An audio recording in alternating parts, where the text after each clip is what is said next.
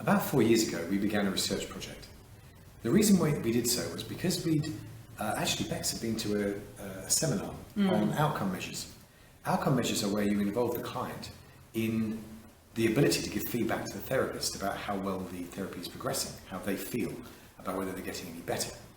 And one of the key things that came out of this seminar was the fact that if you involve a client in feedback of this nature, they actually get better more often and sooner.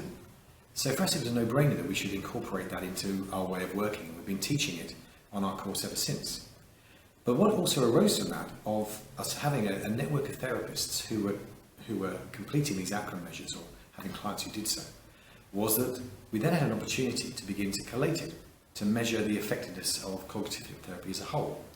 So we got a great questie called Julie, who had experience of research, to begin this project where we recruited some brilliant and very kind therapists who agreed to join in.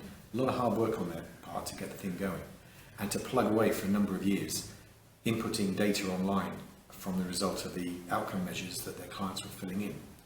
And finally, I know it says 4 years actually isn't a very long time in the research field, but it feels a long way when you're plugging along. We have just had this first pilot study published by the Mental Health Review Journal. And the conclusion of this study was that cognitive hypnotherapy is an effective treatment for anxiety and depression. And this is massive. This really is a game changer, isn't it? It is. It's very, very exciting and very meaningful for us and for you.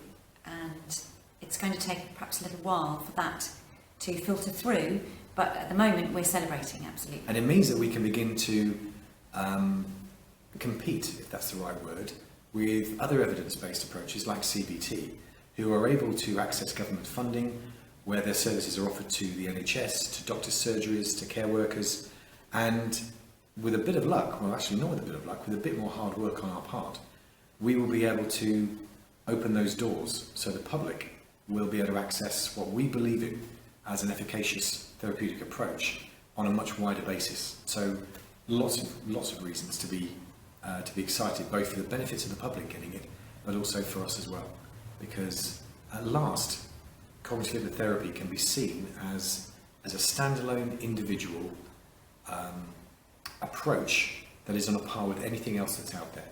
I think that's a thing we've worked really hard to get to, isn't it? I think it's important to stress as well, to you as individuals, that this is a study that's been done entirely voluntarily by clients and entirely confidentially. So this is not something that there is any risk to the client in the sense of it becoming openly known.